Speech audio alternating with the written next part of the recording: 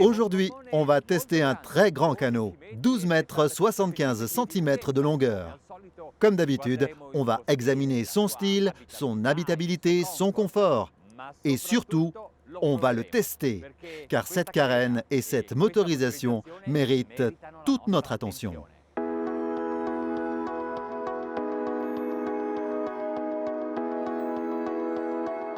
Il s'appelle Salpa Soleil 42 et pour le moment, c'est le fleuron d'une flotte de 6 modèles conçus et réalisés au cours des 3 dernières années. Mais le chantier n'est pas tout nouveau puisqu'il produit des bateaux de plaisance jusqu'à 16 mètres depuis 1984. C'est la société de la famille Pahanet, composée d'ingénieurs organisant leurs projets toujours de manière consciencieuse. Afin de mieux comprendre ce produit, je pense qu'il est important d'en illustrer ses origines. Sa coque a d'abord été conçue. Ses structures ont été élaborées et les formes de sa coque ont encore été passées au crible. La disposition de l'intérieur a été dessinée. Son pont, la position des tubulaires a été choisie et enfin l'intervention du concepteur de la coque, Adam Young, a été demandée afin de trouver ces lignes d'eau idéales pour les formes et le poids que le canot avait pris pendant la phase de conception, ce qui résulte en une parfaite harmonie de toute la construction. Le pont se distingue par ses 2 fauteuils originaux en direction de la proue. Les fauteuils de pilotage sont ergonomiques, enveloppants et sûrs. La cuisine est complète. Le cockpit se transforme en salon, en salle à manger et en bain de soleil. Il y a aussi un siège face à la poupe, sur la plateforme de bain.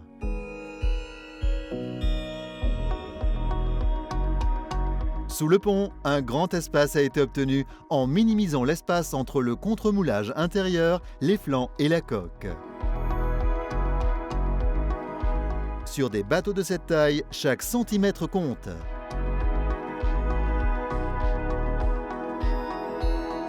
À l'avant, il y a une couchette double avec une solution intéressante permettant de transformer le canapé en lit. La salle de bain a une douche séparée. Sous le cockpit, une autre couchette pour 2 personnes. Les évasements où les vitrages ont été insérés aident à augmenter l'espace à côté de la couchette.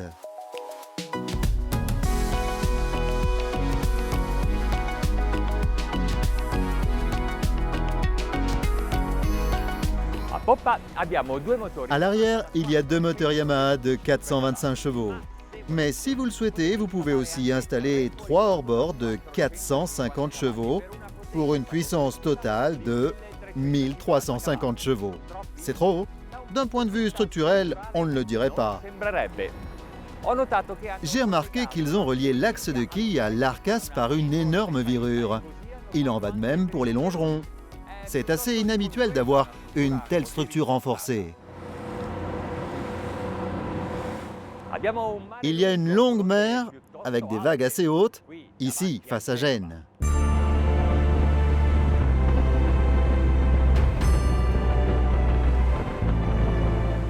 Cette carène a été étudiée pour faire face à des conditions difficiles. À l'avant, elle est très pointue, à l'arrière, l'angle de relevé de varangue est de 18 degrés et le long des sections centrales, il est d'environ 30 degrés. Bref, on ne devrait pas craindre une mer agitée. Les tubulaires reposent sur la surface, nous permettant ainsi d'avoir plus de stabilité et de sécurité. Et des collages spéciaux ont été étudiés car, en effet, les chambres à air, sur un bateau aussi grand, lourd et rapide, subissent une forte pression.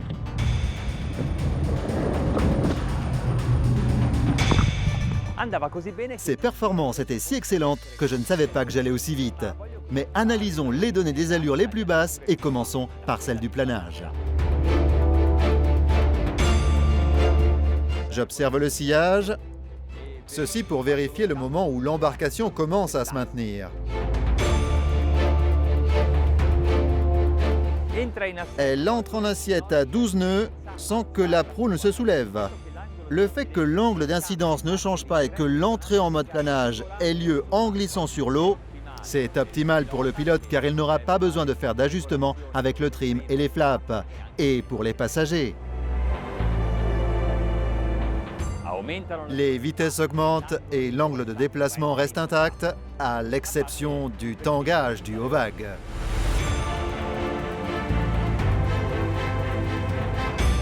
Ces deux géants de 5,6 litres chacun nous poussent à 20 nœuds à 3400 tours minute. Sa consommation totale est d'un peu plus de 80 litres par heure. J'ai donné un peu plus de gaz, je suis à 3800 tours minute, 100 litres par heure de consommation, mais on navigue à 30 nœuds.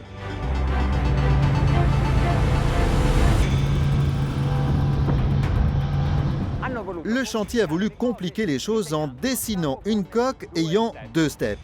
Mais lorsque vous donnez naissance à ces géométries, vous devez être très prudent parce que, bien sûr, elles sont avantageuses. Mais elles pourraient aussi ne pas fonctionner. Alors vérifions cela.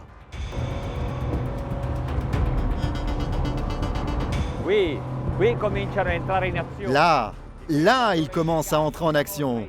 On sent bien leur efficacité. Nous sommes entre 36 et 40 nœuds, autour de 4500-4800 tours minute.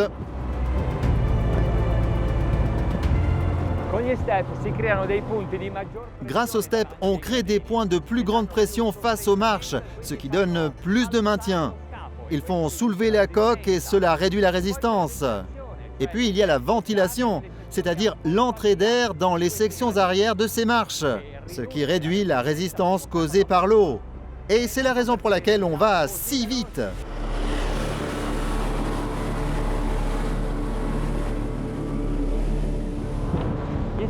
De plus, les steps simplifient également le pilotage du bateau, car les réglages qui sont effectués sur les trims sont moins importants.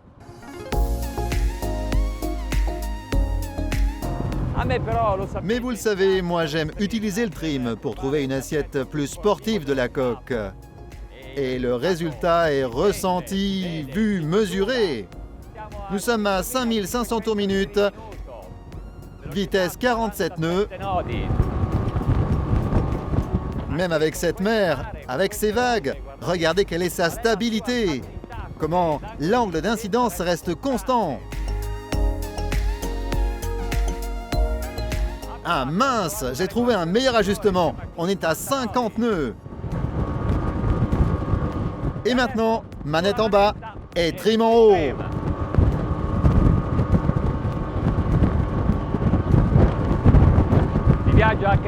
On fonce et c'est merveilleux.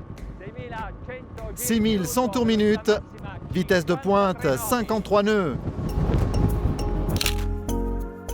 Incroyable dans ces conditions.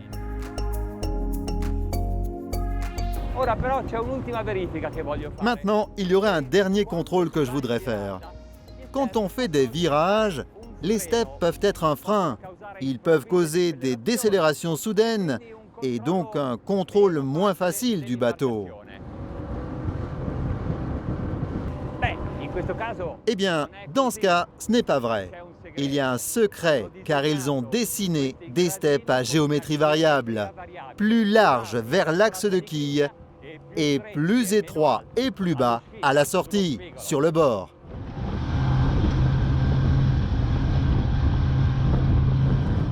Salpa construit des bateaux pneumatiques depuis peu et ce modèle est tout nouveau. Mais leur conception est toujours très soignée. Ils ont une très longue expérience et l'on voit bien quels sont les résultats.